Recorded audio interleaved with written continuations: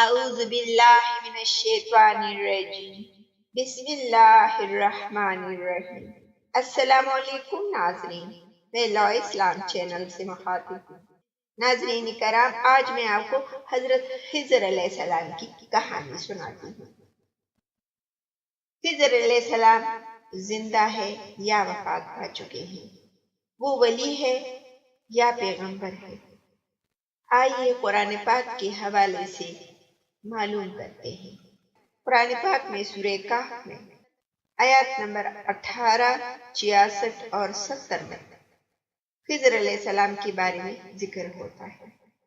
موسیٰ علیہ السلام خضر علیہ السلام کے پاس جاتے ہیں اور ان کو کہتے ہیں کہ جو علم آپ کو اللہ نے سکھایا ہے، اگر آپ اس میں سے مجھے کوئی بھلائی کی باتیں سکھائیں تو میں آپ کے ساتھ رہوں۔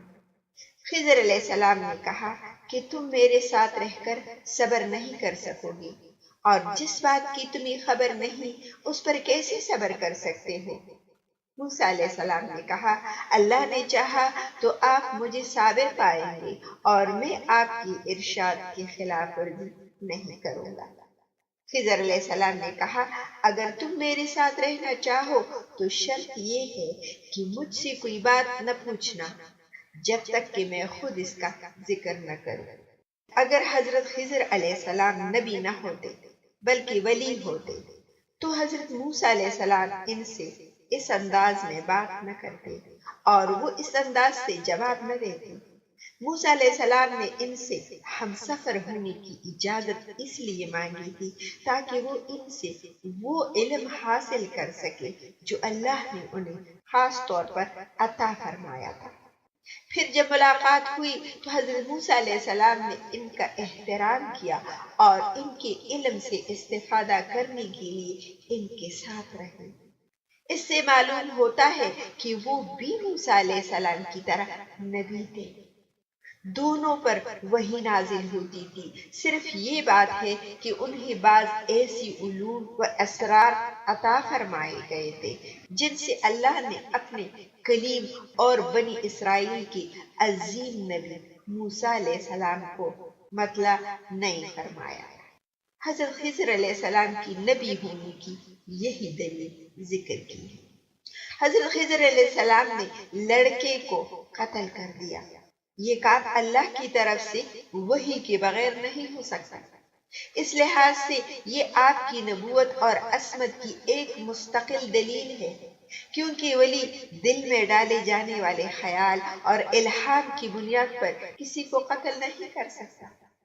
حضرت خضر علیہ السلام نے وہ نابالغ لڑکا قتل کر دیا کیونکہ آپ کو معلوم تھا کہ اگر وہ بڑا ہوا تو کافر ہوگا اور اس کے ماں باپ بھی اس سے محبت کی وجہ سے کفر میں مبتلا ہو جائیں گے۔ چنانچہ اس کے قتل کا فائدہ اس کے زندہ رکھنے سے زیادہ تھا۔ اس طرح ان کے والدین کفر کے ارتکاب اور کفر کی سزا سے محفوظ رہے۔ اس سے آپ کی نبوت اور عصمت ثابت ہوتی ہے۔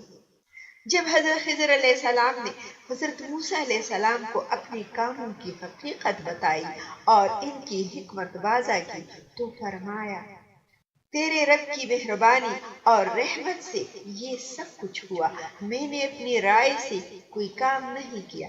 سورہ الکہف آیات نمبر 18 اور 82۔ یعنی میں نے یہ کام اپنی مرضی اور خواہش سے نہیں کیے بلکہ وحی کے احکام کی تعمیل کی ہے، کیونکہ رسالت بھی نبوت ہی کا ایک درجہ ہے اور نبوت ولایت کا اعلیٰ درجہ ہے، اور البتہ انہیں فرشتہ کہنے والوں کا قول درست نہیں، اور جب آپ کی نبوت ثابت ہو گئی تو ان لوگوں کی دلیل کالعدم ہو گئی۔ دوسرا سوال یہ اٹھتا ہے کہ حضرت خضر علیہ السلام زندہ ہے یا وفات پا چکے ہیں۔ اس مسئلے میں اختلاف ہے کہ کیا حضرت خضر علیہ السلام آج تک زندہ ہے۔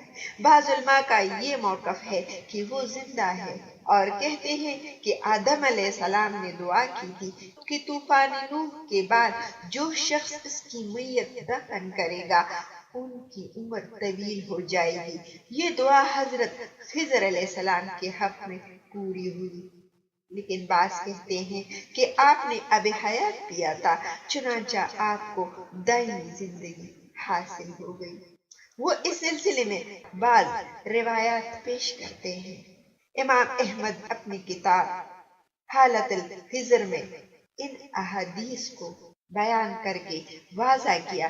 حضرت خضر علیہ السلام اگر زندہ ہوتے تو وہ نبی پاک صلی اللہ علیہ وسلم کی حیات مبارکہ کے دوران زندہ ہوتے تو ان کے لیے یہ انتہائی شرف کی بات ہوتی کہ نبی کریم کی زیارت کا شرف حاصل کرتے اور آپ پر نازل ہونے والی شریعت پر ایمان بھی لاتے اور ہر دشمن کے خلاف نبی کریم صلی اللہ علیہ وسلم کی مدد اور پاسبانی کرتے۔ حضرت جابر سے روایت ہے کہ نبی کریم صلی اللہ علیہ وسلم نے وفات سے 1 ماہ پہلے فرمایا، وہ مجھ سے قیامت کے بارے میں پوچھتے ہیں، اس کا علم تو صرف اللہ کے پاس ہے۔ میں اللہ کی قسم کھا کر کہتا ہوں، زمین پر آج موجود کوئی زندہ انسان نہیں کہ اس پر 100 سال کی مدت گزرے اور وہ پھر بھی زندہ ہو۔ مسند احمد 222، صحیح مسلم، فضائل صحابہ اور ترمذی۔ امام ابن جوزی رحمت فرماتے ہیں، یہ صحیح احادیث حضرت خضر علیہ السلام کی زندگی کے دعوے کے بے خوابن سے عکار دیتی ہے۔ علماء کرام فرماتے ہیں، بلکہ دلائل کی روشنی میں یہ بات یقینی ہے کہ حضرت خضر علیہ السلام نے نبی کریم صلی اللہ علیہ وسلم کا زمانہ نہیں پایا۔